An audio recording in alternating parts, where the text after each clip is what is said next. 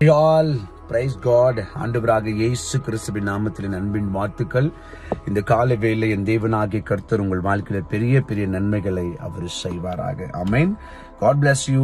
கவலைப்படாதீங்க, தேவன் உங்களோடு கூட இருக்கிறார். பெரிய பெரிய காரியங்களை செய்வார். மனம் கசந்து அழுவாதீங்க.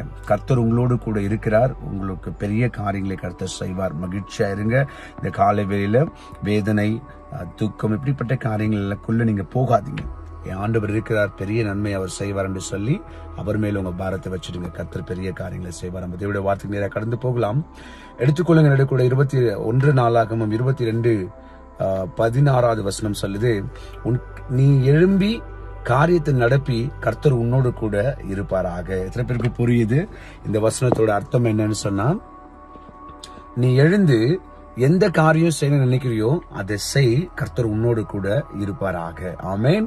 கவலைப்படாதீங்க. நீங்க அது செய்யலாமா, இது செய்யலாமா, இது பண்ணலாமா, அது பண்ணலாமா யோசிக்காதீங்க.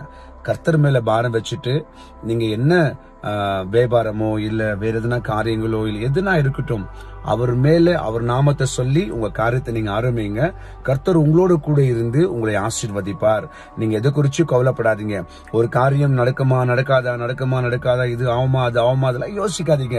நீங்க ஆண்டவரை வச்சு செய்யுங்க. அற்புதமா ஆண்டவர் நடத்தி கொடுப்பார். இந்த கால வேளை நான் சொல்லட்டுங்களா, நடக்க முடியாத காரியங்களை இன்றைக்கு இந்த புதிய நாள்ல கர்த்தர் உங்களுக்கு நடத்தி கொடுக்க போகிறார். நடக்க முடியாத பெரிய பெரிய காரியங்கள், வராத ஆசீர்வாதங்கள் எல்லாம் இன்றைக்கு உங்க வாழ்க்கையில வரப்போகுது. நீங்க கவலைப்படாதீங்க. அவர் மேல வச்சுட்டு நீங்க எந்த காரியம் இருந்தாலும் செய்யுங்க. தேவன் பெரிய நன்மைகளை உங்கள் வாழ்க்கையில செய்வார். கவலைப்படாதீங்க.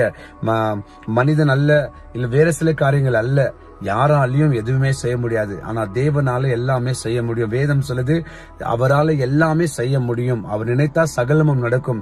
அவரே வச்சுட்டு நீங்க எழுந்துருங்க. முதல்ல நீங்க எழுந்திருச்சு சோம்பேறியா இல்லாம ஒரு காரியத்தை என்ன நீங்க செய்ய நினைக்கிறீங்க அதை போய் செய்யுங்க. அவர் பெரிய அற்புதங்களை செய்வார். கவலைப்படாதீங்க. அவர் பாருங்க, நீ எழுந்திரு, ஃபர்ஸ்ட் நீ எழுந்து நடப்பின்றாரு. நீ நடத்தி காட்டு. நீ நடத்து, என் பேர் மேல நடத்து, நான் நடத்தி காட்டுறேன்.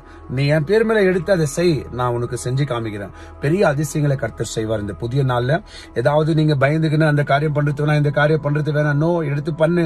கர்த்தர் உங்களோட கூட இருப்பார். அந்த காரியத்தை பெருசா செஞ்சு உங்க வாழ்க்கையில பெரிய ஆசீர்வாதங்களை கர்த்தர் கொண்டு வருவார். ஆமென். ஜெபிக்கலாமா? பரலோக பிதாவே, என் தேவனாகிய கர்த்தாவே, நன்மையும் கிருபையும் செய்கிற நல்ல ஆண்டவரே, இந்த அன்பின் வார்த்தைக்கு நன்றி. இயேசுவின் மூலம் ஜெபிக்கிறோம் பிதாவே. ஆமென். என் ஆத்துமாவே கர்த்தரை ஸ்தோத்திரி, என் முழு உள்ளமே பரிசுத்த நாமத்தை ஸ்தோத்திரி. என் ஆத்துமாவே கர்த்தரை ஸ்தோத்திரி, கர்த்தர் செய்த சகல உபகாரங்களை வாழ்நாள் முழுவதும் மறவாமல் இருப்பாயாக. ஆமென். ஆண்டவர் சொல்றார், முதல்ல எழுந்துருங்க, அப்புறம் நடத்துங்க. அவர் செஞ்சு காமிப்பாரு. எல்லா அற்புதம் உங்க வாழ்க்கையில் நடக்கும். சரிங்களா? உட்காந்துட்டே இருக்காதீங்க. செய்யலாமான்னு யோசிக்காதீங்க. செய்யுங்க. ஏசப்பா உங்க கூட இருக்கிறார். பெரிய அற்புதங்களை கர்த்தர் செய்வார். அவரை முன்ன வச்சு செய்யற எல்லா காரியங்களும் நன்மையாக மாறும். இயேசுவின் நாமத்துல நம்ம மீண்டும் நாளைக்கு சந்திக்கலாம். அதுவரை கர்த்தர் உங்களோடு கூட இருப்பார்.